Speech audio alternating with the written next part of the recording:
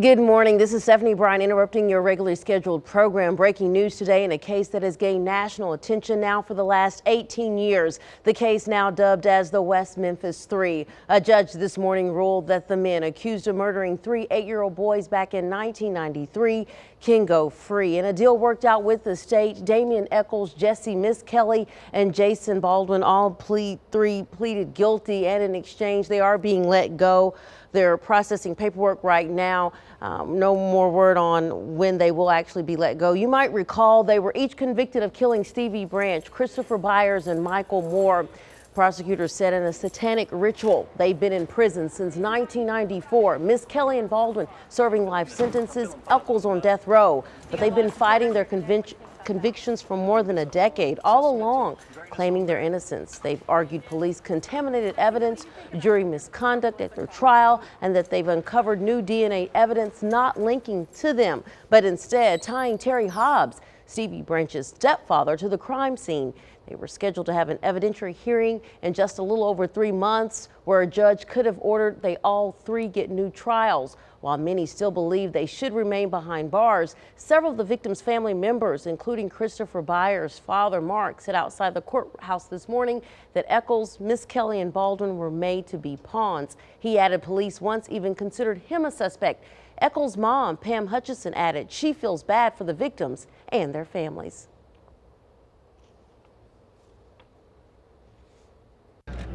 It's really been a bad injustice situation, and I feel bad for them because I don't think that justice will ever be served in this case. Hutchison added she can't explain her emotions at this moment. The first thing she says she'll do when she sees Damian is tell him that she loves him and that she's here for him. Family members of each of the victims, as well as Echols, Miss Kelly, and Baldwin's family, they're all in Jonesboro. A press conference is scheduled to be held at any time now, but we will have more information on that. We've been told that we will get to hear from the families, or if not, it will involve only attorneys in this case. You can see it all as it unfolds. We'll bring it back to you once again. Court is over at this time. All three pleaded guilty and will be set free. No word on when that will actually happen. Of course, THV's Ashley Blackstone and BJ Steed are both there in Jonesboro with live coverage. We'll have more coming up today at today's THV at noon. Back to your regularly scheduled program. You've been watching and hearing a live press conference in Jonesboro with prosecuting attorney Scott Ellington there, who says the state has closed its case in the West Memphis 3. The West Memphis 3 have pleaded guilty to killing the three boys back in 1993, although they can maintain their innocence, but they did plead guilty and they have removed the possibility of a civil lawsuit. THV's BJ Steed is live in Jonesboro with the very latest. Hey there, BJ. Hey, how you doing, Stephanie? As you mentioned, all three have pled guilty and all three will go free. When that'll happen, though, is totally up in the air right now. We're told that they will sign paperwork and they will all three be released. Damian Echols' mother just got in her car beside me. We're wondering if she might get some comments from her right now. Wondering if she might just talk to us a little bit about what she's feeling. Miss Echols, can you tell us what you're feeling right now at all? I can't talk right now. Are you happy? Are you relieved at all that this is over right now? It's over, but it's not over. Why do you say it's not over? Because there was no justice served for the real killers. And these three were innocent, are innocent. Are you happy to see your son outside of a jail cell now? Are you happy? Are you excited? Most definitely. I'm ready for him to come home.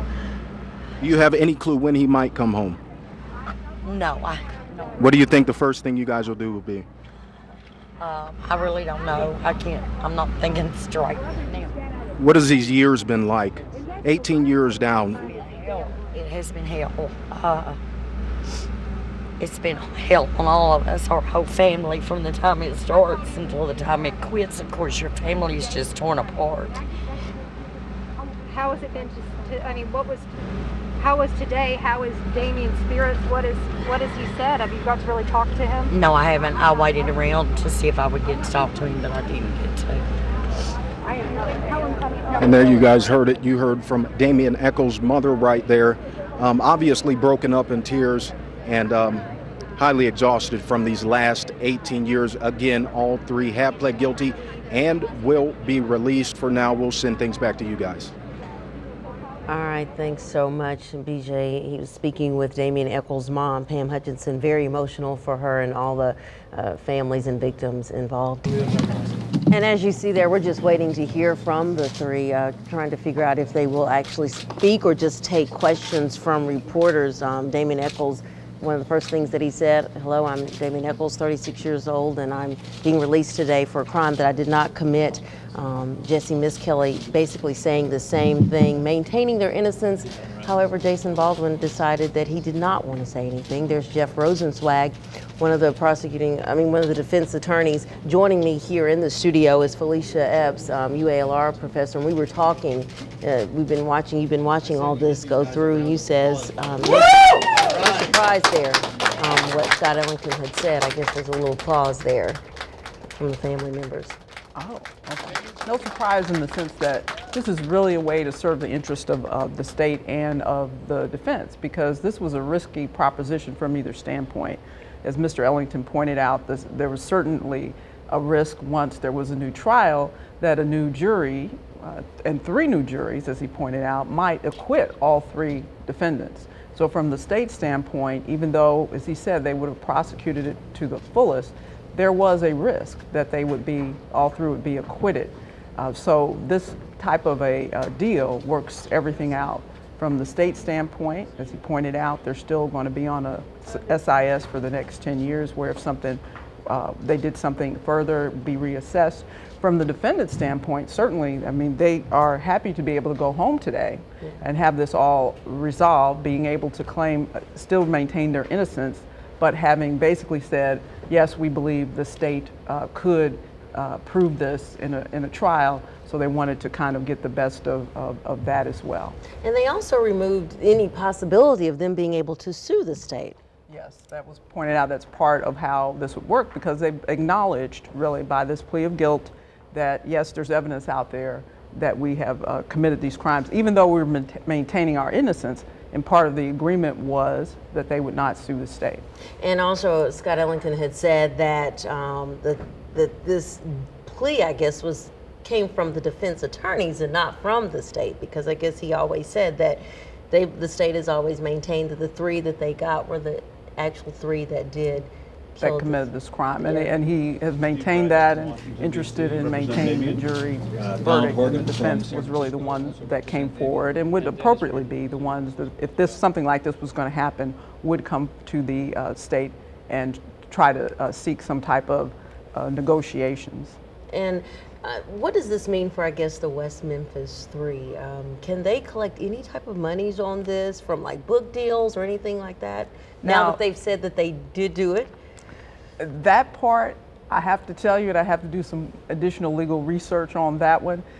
In some states it is prohibited if you had entered a guilty plea of any kind or you've been convicted, because we just don't like the idea that people in that situation can make money off of book deals, movie deals, all of those kind of things. And so there are laws that prevent that. But I'm not absolutely certain about that in Arkansas, so I have to get back to you on that one. And I believe they're about to ask questions. Let's hear what they have to say. What you are feeling in this moment? Still very much in shock, still overwhelmed. You know, you kind of have to take into consideration that I've spent almost the past decade in absolute solitary confinement, so I'm not used. Good afternoon. Thanks for joining us. We've interrupted our regularly scheduled program. We've been following the West Memphis 3 case that's been continuing to develop.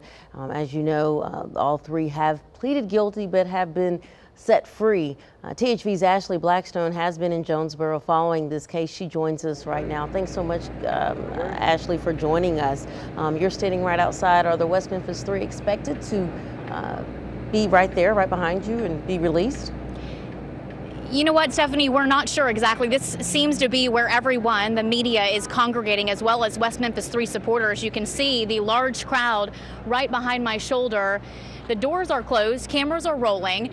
We tried to ask if this is where they're going to be walking out. However, we haven't been able to get a clear answer. I'm also told that right inside the door there is a large hallway and a staircase. There's deputies that are lying down that hallway as well. So happened. Hey, John Mark Byers, good to see you. Ashley, we've spoken before. Yes, we have. How are you doing? What is going through your mind?